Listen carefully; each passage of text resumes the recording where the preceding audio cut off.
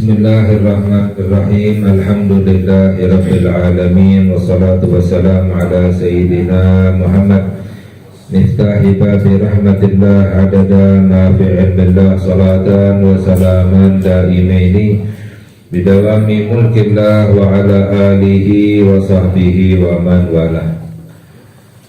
Allahumma la ilma lana illa ma 'allamtana wa la fahma lana illa ma 'allamtana innaka antal alimul hakim. Allahumma harisna min dhulumatil wahmi wa akrimna binuril fahmi waftah lana abwaba fadlika wa rahmatika wa khazaini ilmika. Allahumma inna nas'aluka fahman nabiyyin wa hifdzal mursalin wa ilhamal malaikatil muqarrabin. Allahumma aghnina bil ilmi wa zayyinna bil ilmi wa akrimna bitaqwa wa jamilna bil afiyah ya arhamar rahimin. Amin ya rabbal alamin. Alhamdulillah, segala puji milik Allah. Kita bersyukur kepada Allah subhanahu wa ta'ala atas limpahan nikmat yang Allah berikan kepada kita, dijadikan kita sebagai hamba yang beriman kepada Allah subhanahu wa ta'ala, hamba yang beriman kepada Nabi kita Nabi Muhammad sallallahu alaihi wasallam. Ini adalah kenikmatan yang paling besar yang Allah berikan kepada hambanya. Jadi nikmat yang paling besar dari Allah ketika Allah jadikan hamba itu beriman kepada Allah, beriman kepada Nabi kita Nabi Muhammad sallallahu alaihi wasallam. Dan nikmat kita bisa untuk melaksanakan perintahnya Allah, menjalankan ibadah kepada Allah, bisa kita untuk berzikir menyebut nama Allah subhanahu wa ta'ala, yaitu nikmat yang sebenarnya yang Allah berikan kepada hambanya ketika Allah dekatkan hambanya kepada Allah. Dan ini merupakan ciri tanda-tanda daripada ahli surga. Di dalam hadis sabda Nabi kita Nabi Muhammad sallallahu alaihi wasallam, "I'malu fa kullun muyassarun lima khuliqa lahu. Man khuliqa lil jannati yusira lahu li amali ahlil jannah. Wa man khuliqa lin nari yusira lahu li amali ahlin nari." Sabda Nabi kita Nabi Muhammad sallallahu alaihi wasallam, beramallah karena setiap orang dimudahkan sesuai dengan tujuan diciptakannya masing-masing. Jadi setiap orang diciptakan oleh Allah memiliki tujuan masing-masing. Barang siapa yang diciptakan oleh Allah untuk surga, menjadi penduduk surga, maka akan dimudahkan untuknya beramal amalan ahli surga. Dan barang siapa yang diciptakan oleh Allah untuk neraka, maka dimudahkan baginya amalan-amalan ahli neraka. Karena setiap orang sudah ditentukan sebelumnya oleh Allah subhanahu wa ta'ala tempatnya di surga atau di neraka. Ya, sebelum Allah menciptakan kita semuanya sudah ditetapkan oleh Allah mana yang masuk ke dalam surga, mana yang masuk ke dalam neraka. Bahkan diriwayatkan bahwa Allah subhanahu wa ta'ala menciptakan surga dan Allah telah menciptakan penduduk surga. Allah menciptakan neraka, Allah telah menciptakan penduduknya neraka. Diriwayatkan ketika Nabi kita Nabi Muhammad sallallahu alaihi wasallam selesai menguburkan salah satu sahabat yang meninggal, lalu Nabi Muhammad sallallahu alaihi wasallam mengabarkan bahwa setiap orang telah ditentukan oleh Allah tempatnya surga atau neraka. Lalu ada sahabat yang bertanya, "Idzan nattakil, kalau demikian wahai Rasulullah, kita pasrah saja. Maknanya kita nggak usah berusaha, nggak usah beramal, nggak usah beribadah, pasrah saja kepada takdirnya Allah. Kalau sudah ditakdirkan masuk surga, mau nggak mau pasti masuk ke dalam surga. Ditakdirkan neraka, mau tidak mau pasti masuk ke dalam api neraka. Pasrah saja kita. Dijawab oleh Nabi Muhammad SAW, jangan. Walakin i'malu, beramallah, berusahalah, beribadahlah, karena setiap orang itu dimudahkan sesuai dengan tujuannya masing-masing. Barang siapa yang diciptakan oleh Allah menjadi penduduk surga, dimudahkan untuk ibadah, dimudahkan untuk beramal, dimudahkan untuk selalu berzikir, dimudahkan untuk bisa mendekatkan diri kepada Allah Subhanahu wa ta'ala. Ini ciri tanda ahli surga. Sebaliknya pun demikian, orang yang diciptakan menjadi ahli neraka, penduduk api neraka, dimudahkan untuk beramal amalannya ahli neraka, dimudahkan untuk berbuat dosa, banyak dosanya, banyak maksiatnya, susah untuk ibadah kepada Allah, susah untuk mendekatkan diri kepada Allah. Ini adalah ciri-ciri daripada ahli neraka. Jadi setiap orang ada tandanya masing-masing, cirinya masing-masing yang menjadi tanda apakah menjadi ahli surga atau ahli neraka. Semoga ini menjadi tanda kita dijadikan sebagai ahli surga oleh Allah Subhanahu wa ta'ala. Amin ya rabbal alamin. Alhamdulillah, kita melanjutkan kajian kita, yaitu kita insyaallah membahas tentang masalah menuntut ilmu agama. Pembahasan tentang ilmu agama, yaitu salah satu kewajiban yang diperintahkan oleh Allah Subhanahu wa ta'ala kepada kita. Kita wajib untuk mencari ilmu agama.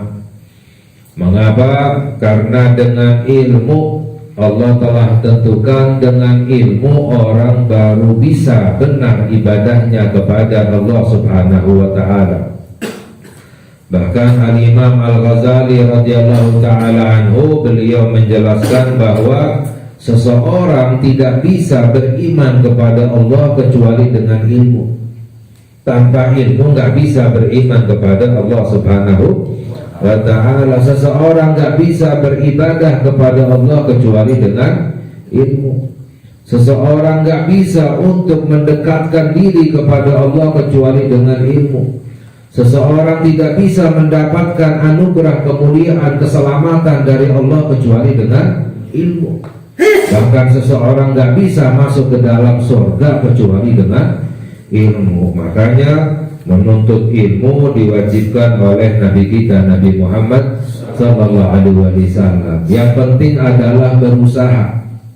Nggak harus kita ini menjadi seorang ustaz, nggak harus menjadi orang alim, nggak harus hafal ya dan lain sebagainya. Yang penting usaha mencari, menuntut ilmu agama, karena ilmu agama itu adalah rezeki dari Allah Subhanahu wa ta'ala. Sama seperti harta.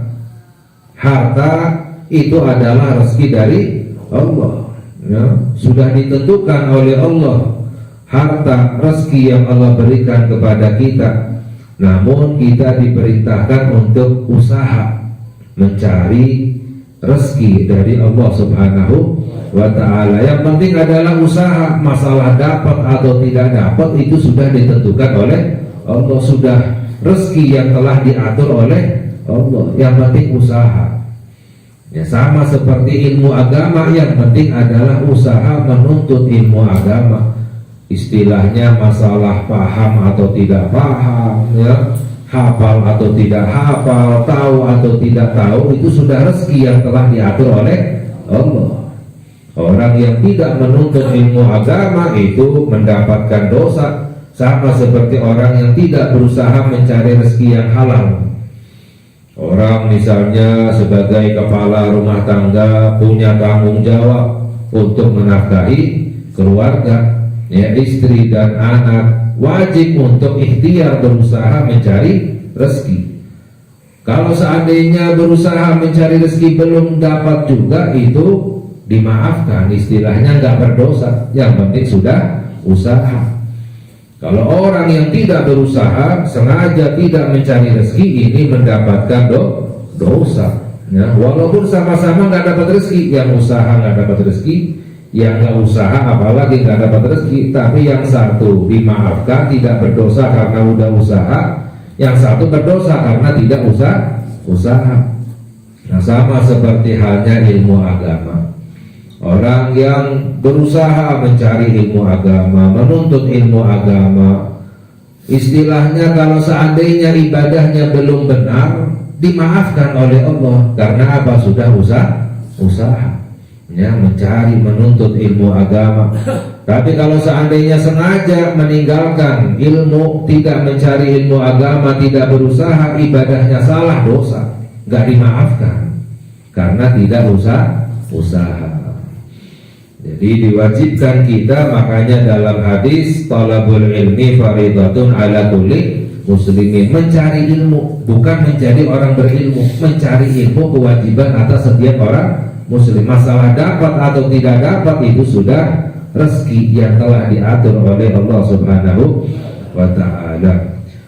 Nah, dijelaskan oleh Al-Imam Al-Habib Abdullah bin Ali Al-Haddad radhiyallahu ta'ala anhu wa nafa'ana bihi wa alamu ma'asyiral ikhwan manallahu alaina wa alaikum bil afiyati wal yaqin wa salaka bina wa bikum samasalikal muttaqin annahu la budda li kulli muslimin wa muslimatin min ma'rifatil ilmi.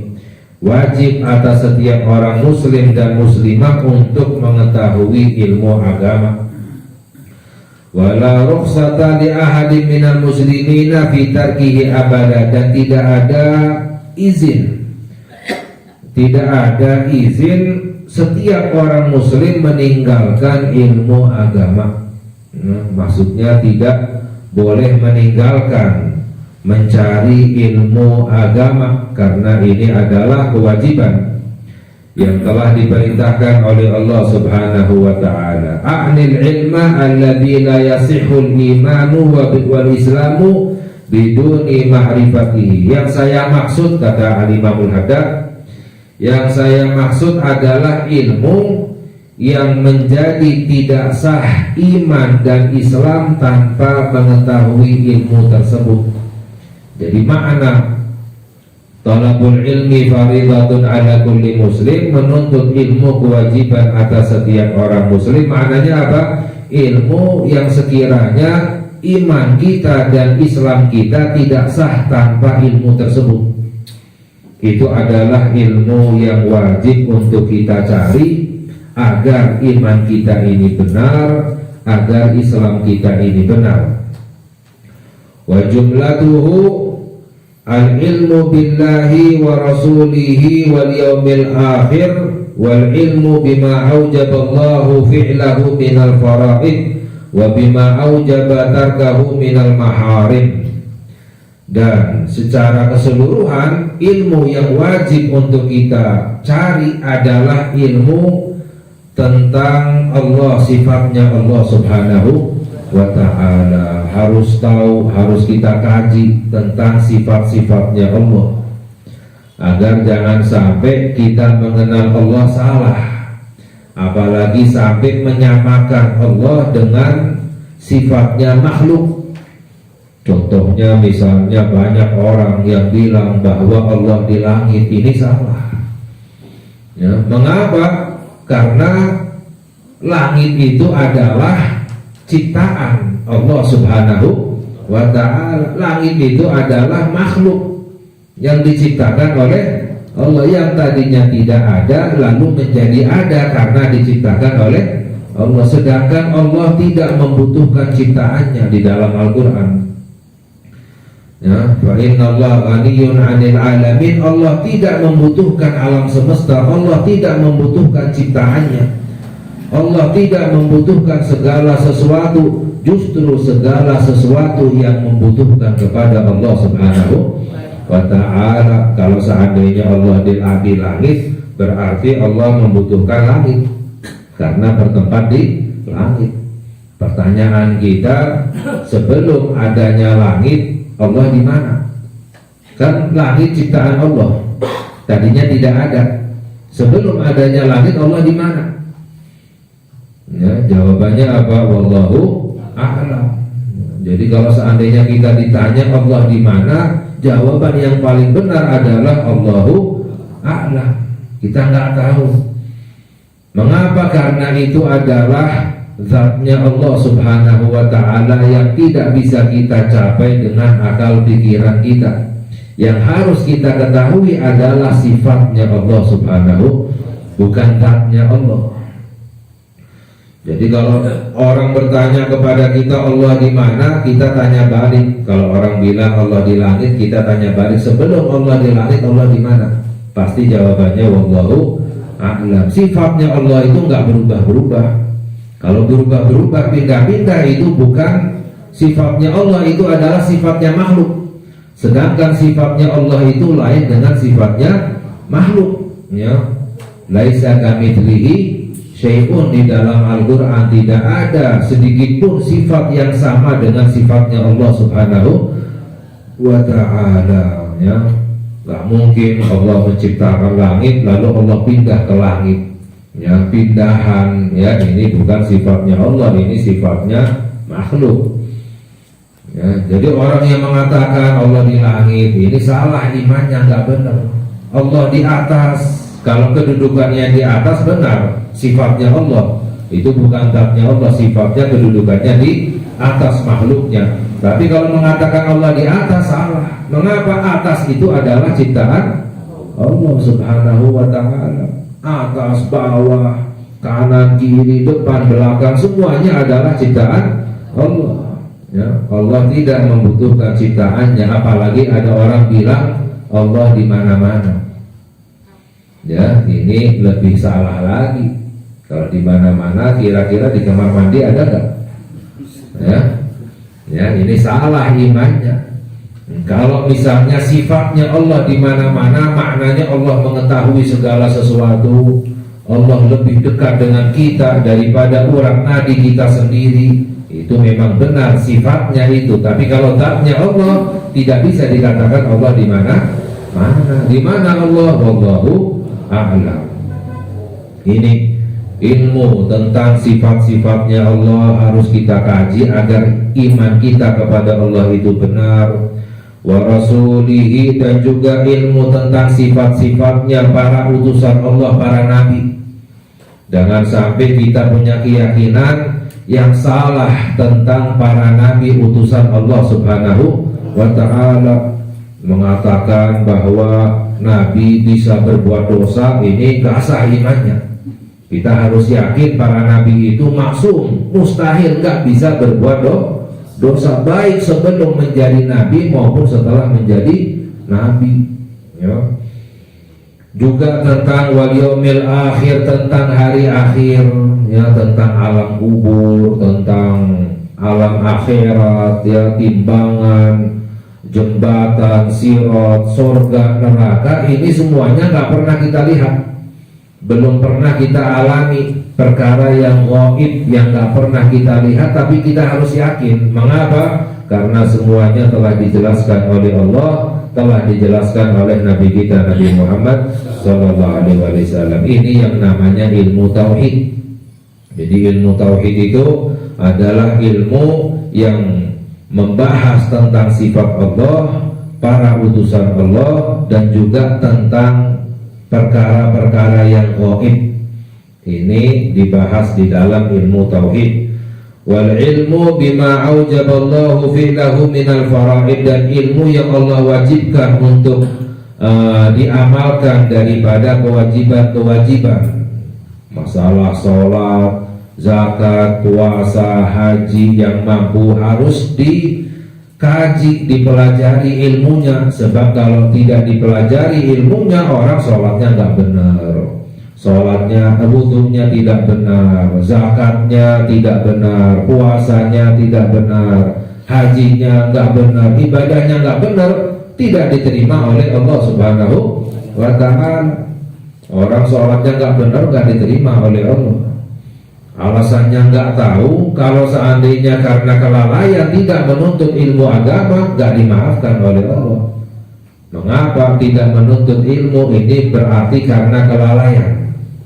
Contohnya nih, misalnya masalah sholat ketika dehem di dalam sholat, ini membatalkan sholat. Ya, hati-hati, dehem ya, ya, ini di dalam sholat membatalkan sholat. Kecuali para ulama menjelaskan kalau seandainya nggak bisa membaca bacaan yang wajib, baca surat Al-Fatihah yang wajib, karena ada yang nyangkut misalnya harus dehem baru boleh, sifatnya darurat. Tapi kalau bukan karena bacaan yang wajib, itu nggak boleh dehem. Sebab dehem termasuk daripada berbicara, apapun suara yang keluar dari mulut ketika sholat dianggap berbicara, termasuk berdehem, karena dehem itu sengaja. Kecuali kalau batuk, bersin, ini tanpa sengaja, dimaafkan ya. Jadi kalau sekedar dehem saja, bukan untuk membaca surat Al-Fatihah, itu membatalkan sholat. Banyak orang ya, terus ya. Ini apalagi masalah-masalah yang lain. Jadi kita harus tahu tentang apa saja ilmu ibadah-ibadah yang diwajibkan oleh Allah Subhanahu wa ta'ala, dan apa saja yang diwajibkan oleh Allah untuk ditinggalkan daripada kemaksiatan-kemaksiatan apa saja, perkara-perkara yang diharamkan oleh Allah, khususnya ini masalah jual beli ya, masalah transaksi, apalagi sesuatu yang diharamkan oleh Allah yang banyak orang tidak tahu. Misalnya contohnya masalah riba.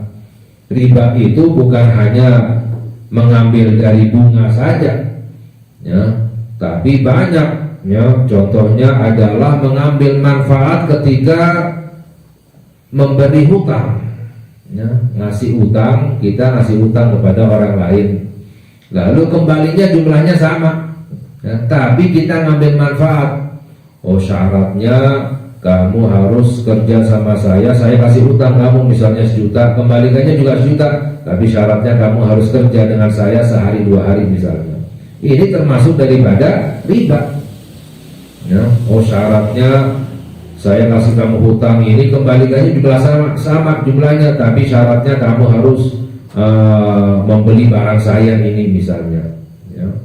Ini termasuk riba. Jadi ngambil manfaat dari hutang itu termasuk riba. Dalam hadis sabda Nabi kita Nabi Muhammad sallallahu alaihi wasallam, kullu qardin jarra manfaat fa huwa riba. Semua hutang yang mengambil manfaat itu adalah riba. Banyak lagi yang lain yang harus kita kaji agar jangan sampai kita terjerumus ke dalam perkara-perkara yang diharamkan oleh Allah Subhanahu.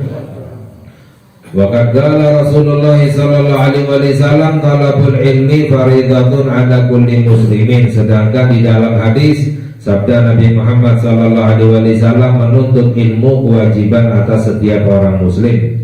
Wa qala alaihi salatu wassalam utlubul ilma walau bisin. Wasinu iklimun ba'idun min ab'adil mawadhi' wa qalilun minan nasi alladhi yasdu ilaihi li bu'dihi. Dalam hadis yang lain sabda Nabi Muhammad sallallahu alaihi wasallam, tuntutlah ilmu walaupun ke negeri Cina. Apa maknanya menuntut ilmu walaupun ke negara Cina? Maknanya dijelaskan oleh Al-Imamul Haddad bahwa Cina dahulu itu dianggap tempat yang paling jauh. Jarang sekali orang yang sampai ke negara Cina saat itu. Ketika para sahabat di Madinah bersama Nabi Muhammad SAW, jarang sekali yang sampai ke negeri Cina karena dianggap sangat jauh sekali. فَإِذَا وَجَبَ عَلَى مُسْلِمٍ أَنْ يَطْلُبَ الْعِلْمَ وَإِنْ كَانَ فِي هَذَا الْمَحَلِّ الْبَعِيدِ فَكَيْفَ لَا يَجِبُ عَلَيْهِ إِذَا كَانَ بَيْنَ الْعُلَمَاءِ وَلَا يُلْحِقُهُ فِي طَلَبِهِ كَثِيرُ مَعُونَةٍ وَلَا كَبِيرُ مَشَقَّةٍ. Kalau seandainya wajib bagi setiap orang muslim menuntut ilmu walaupun ke tempat yang jauh sekalipun, negara Cina yang dahulu jarang didatangi karena jauhnya, maka ini menunjukkan bahwa lebih wajib lagi menuntut ilmu yang dekat antara para ulama, dekat dengan ulama, tanpa perlu biaya yang besar, kesusahan yang besar. Jadi maknanya tempat yang jauh saja wajib. Misalnya kita nggak bisa mencari ilmu kecuali ke tempat yang jauh, diwajibkan oleh Nabi kita Nabi Muhammad Sallallahu Alaihi Wasallam.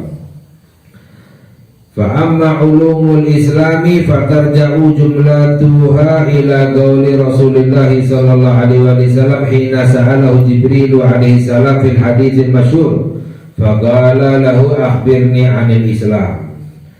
Nah, sedangkan ilmu-ilmu yang diwajibkan untuk kita cari itu dirangkum di dalam hadis yang dinamakan dengan hadis Jibril, yaitu pernah malaikat Jibril datang kepada Nabi Muhammad sallallahu alaihi wasallam di antara para sahabat.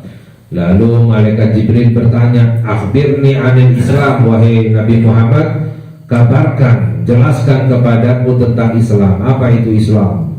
Gala dijawab oleh Nabi kita Nabi Muhammad sallallahu alaihi wasallam, "Al-Islamu an tashhada an la ilaha illallah wa anna Muhammadar Rasulullah." Islam itu kamu bersyahadat, ya, mengucapkan asyhadu an la ilaha illallah wa asyhadu anna Muhammadar Rasulullah.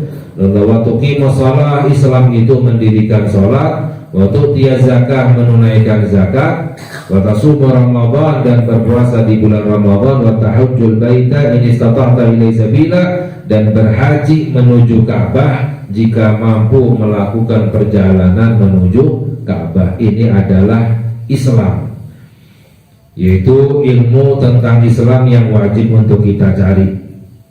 Lalu malaikat Jibril bertanya lagi, "Akhbirni 'anil iman, kabarkan kepadaku tentang iman. Apa itu iman?" Gala dijawab oleh Nabi Muhammad sallallahu alaihi wasallam, "Al-imanu, iman itu adalah antu'mina billah, beriman kepada Allah, wa malaikatihi, beriman kepada para malaikat, wa kutubihi, kitab-kitab yang Allah turunkan, wa rusulihi, dan rasul-rasul yang Allah utus, wal yaumil akhir, dan beriman kepada hari akhir, wal qadari khairihi wa syarrihi, dan takdir yang baik maupun yang buruk." Ini adalah iman, ya. Lalu ditanya lagi Nabi Muhammad sallallahu alaihi wasallam, "Fa akhbirni 'anil ihsan." Apa itu ihsan? Ihsan itu dijawab oleh Nabi Muhammad sallallahu alaihi wasallam, "An ta'budallaha ka'annaka tarahu, fa in lam takun tarahu fa innahu yarak." Ihsan itu kamu menyembah Allah seperti kamu melihat Allah, atau kamu menyembah Allah seperti Allah yang melihatmu. Maknanya apa? Ibadahnya benar, ibadahnya khusyuk, ibadahnya itu seperti melihat Allah. Bukan berarti melihat dengan mata kepala, tapi dengan mata hati. Ibadah seakan-akan berhadapan dengan Allah subhanahu wa ta'ala. Ibadahnya khusyuk, dihayati, diresapi, ya. Nah, ini merupakan 3 ilmu yang wajib untuk kita cari. Ilmu tentang Islam, iman, dan ihsan, ya. Ihsan itu atau dikenal dengan ilmu tasawuf, ilmu tentang hati. Maknanya apa? Ilmu membersihkan hati dari sifat-sifat yang tercela dan menghiasi hatinya dengan sifat-sifat yang terpuji. Nah, makanya para ulama menjelaskan bahwa orang yang Islam saja tapi nggak iman, ada orang Islam saja tapi tidak iman, itu namanya orang munafik, ya. Islam mengucapkan 2 kalimat syahadat, sholat, zakat, puasa, tapi nggak iman, nggak yakin kepada Allah, nggak yakin kepada para malaikat, kitab-kitab utusan Allah.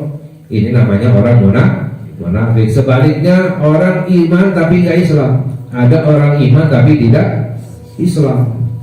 Iman, beriman kepada Allah, hari akhir, semuanya, malaikat, kitab utusan Allah, takdir, tapi nggak Islam, nggak sholat misalnya, ya, nggak zakat misalnya, nggak puasa, itu namanya orang fasik.